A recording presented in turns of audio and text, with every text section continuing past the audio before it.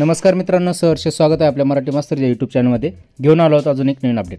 मित्रांनो, यापूर्वीच्या म्हणजे 8व्या व्हिडिओमध्ये आपण बदली अधिकार प्राप्त शिक्षक म्हणजे अवघड क्षेत्रात सेवा करणाऱ्या शिक्षकांचे जो संवर्ग 3 आहे त्याच्या संदर्भातली संपूर्ण माहिती बघितलेली आहे.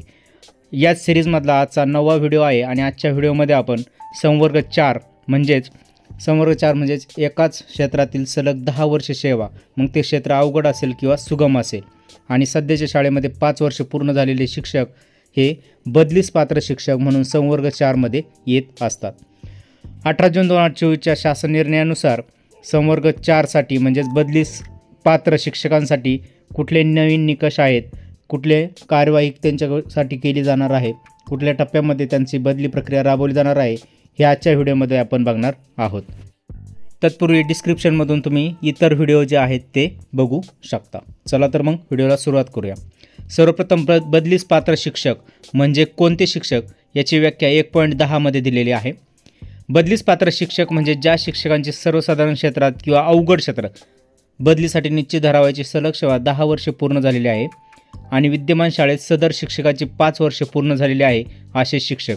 मित्रांनो, 7 एप्रिल 21च्या JR मध्ये फक्त सर्वसाधारण क्षेत्रात 10 वर्ष सेवा झाल्याचे उल्लेख होता, परंतु आता याच्यामध्ये अवघड क्षेत्र असेल किंवा सर्वसाधारण क्षेत्र आहे त्या कुठल्या क्षेत्रामध्ये सलग सेवा 10 वर्षे झाली पाहिजे आणि सध्याच्या शाळामध्ये त्या शिक्षकांची 5 वर्ष सेवा झालेली पाहिजे. तथापि अवघड क्षेत्रातील शाळामध्ये रिक्त असलेली पदे भरावायची झाल्यास सर्वसाधारण क्षेत्रात 10 वर्ष पूर्ण झालेल्या शिक्षकांना विद्यमान शाळेतील 5 वर्ष सेवेची अट लागू राहणार नाही.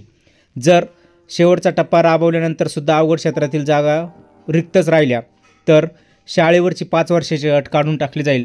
मे बी 2-3 वर्षाचे शिक्षकांची सुद्धा अवघड क्षेत्रातील जागा भरण्यासाठी नंबर लागू शकतो. अवघड क्षेत्रातील रिक्त जागा प्राधान्याने भरणे आवश्यक असल्याने सेवा ज्येष्ठता विचारात घेऊन सर्वसाधारण क्षेत्रात 10 वर्षे पूर्ण केलेल्या शिक्षकांना वास्तव सेवा ज्येष्ठतेनुसार आवश्यकतेनुसार अवघड क्षेत्रामध्ये बदली करून पदस्थापना करण्यात येईल. टप्पा क्रमांक 7 याचा इथं उल्लेख केलेला आहे. या वर्षीपासून एक नवीन टप्पा वाढवण्यात आलेला आहे, टप्पा क्रमांक 7. तो आपण या व्हिडिओमध्येच पुढे बघणार आहोत. आता ही जे टप्पा क्रमांक 5 जो आहे म्हणजे जे बदलीस पात्र शिक्षक आहेत त्यांची बदली प्रक्रियेची कार्यवाही कशी होणार आहे हे आता आपण बघणार आहोत. टप्पा क्रमांक 1, 2, 3 व 4 मध्ये नमूद केलेल्या कार्यपद्धतीमुळे बदली होत असलेले व बदलीस पात्र शिक्षक यांची एक सेवा ज्येष्ठता यादी जिल्हा परिषदेतील एकूण सेवा विचारात घेऊन करण्यात येईल. सुधारित रिक्त जागांची यादी जाहीर करण्यात यावी व शिल्लक शिक्षकांना त्यांचा पसंतीक्रम भरण्यासाठी 4 दिवसांचा अवधी देण्यात येईल. संवर्ग 1, 2, 3 ची जर बदली प्रक्रिया पूर्ण झाली त्याच्यानंतर संवर्ग 4 साठी 4 दिवसांमध्ये पसंतीक्रम भरण्यासाठी कालावधी देण्यात येणार आहे. 2. सेवा ज्येष्ठता समान असल्यास वयाने ज्येष्ठ असणाऱ्या कर्मचाऱ्यास बदली प्राधान्याने अनुज्ञेय राहील.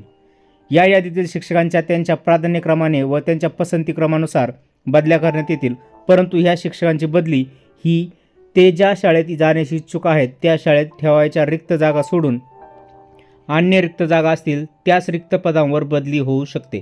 फक्त रिक्त जागांवर बदली होणार आहे बदलीस पात्र शिक्षकांची. 4. बदली प्रक्रियेतील कोणत्याही टप्प्यातील पात्र शिक्षकांनी पसंती प्राधान्यक्रम न दिल्यास व वरीलप्रमाणे बदली होत असल्यास सेवा ज्येष्ठता विचारात न घेता प्राधान्याने अवघड क्षेत्रातील रिक्त जागेवर बदलीने पदस्थापना देण्यात येईल. आता टप्पा 1, 2, 3 मध्ये जर बदली झाली नाही आणि ती जर बदली पात्र असतील तर त्यांचे बदली होत असल्यास सेवा ज्येष्ठता सुद्धा विचारात न घेता त्यांना प्राधान्याने अवघड क्षेत्रामध्ये रिक्त जागा देण्यात येणार आहे. सर्व शिक्षकांना किमान 30 अथवा टप्पा क्रमांक 4 ची बदली प्रक्रिया पूर्ण झाल्यानंतर रिक्त असलेल्या जागांचा पसंतीक्रम देणे अनिवार्य राहील. कमीत कमी जास्तीत जास्त 30 आणि कमीत कमी रिक्त जागा जेवढ्या असतील तेवढा पसंतीक्रम देणं गरजेचं आहे.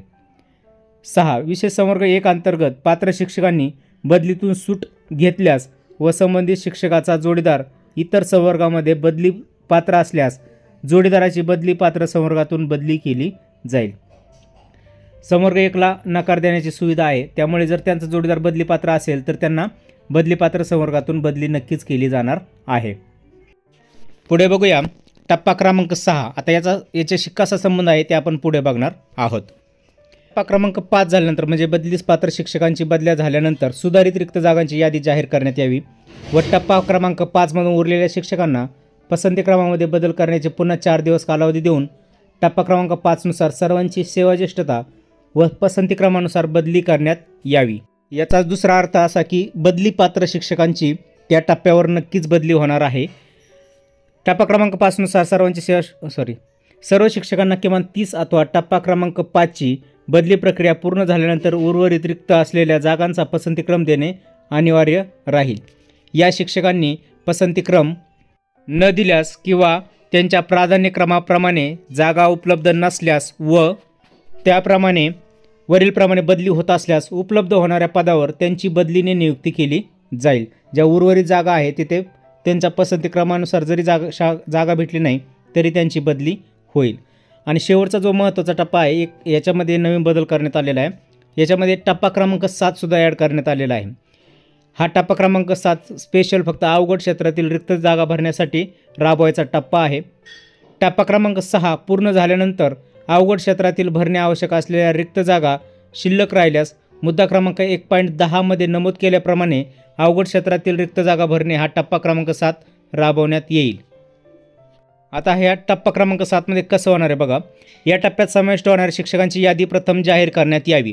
अवघड क्षेत्रातील जेवढ्या रिक्त जागा आहेत तेवढ्या शिक्षकांची सिनियरिटीनुसार जिल्ह्यातल्या सिनियरिटीनुसार एक यादी तयार केली जाईल। मुद्दा क्रमांक 2.4.1 नुसार विशेष संवर्ग 1 मध्ये समाविष्ट असलेले व टप्पा क्रमांक 7 साठी पात्र शिक्षकांपैकी ज्या शिक्षकांनी बदलीस नकार दर्शवला आहे मुद्दा क्रमांक 4.2.2 अन्वये अशा शिक्षकांची बदली या टप्प्यात होणार नाही। संवर्ग 1च्या शिक्षकांना नकार देण्याची संधी आहे, त्यामुळे जर त्यांनी नकार दिला असेल तर त्यांना या टप्प्यामध्ये समाविष्ट केलं जाणार नाही। ऑलरेडी त्याची यादी जाहीर होईल, कुणाची बदली प्रक्रिया राबवण्यात येणार आहे ते। त्यानंतर त्या शिक्षकांना पसंतीक्रम देण्यासाठी वेळ दिला जाईल। विवरणपत्र 1 प्रमाणे बदलीस पात्र शिक्षकांना आपले फॉर्म भरायचा आहे। आता इथे 7वा मुद्दा आहे बघा, बदलीस पात्र शिक्षकांचा घोषित यादीतील क्रमांक इथे लिहायचा आहे। आता इथे अ आणि आ असे 2 पर्याय आहेत। अ मध्ये मला बदली नको असून प्रशासकीय बाबीमुळे माझी बदली होत असल्यास बदलीने नियुक्तीसाठी माझा खालीलप्रमाणे प्राधान्यक्रम विचारात।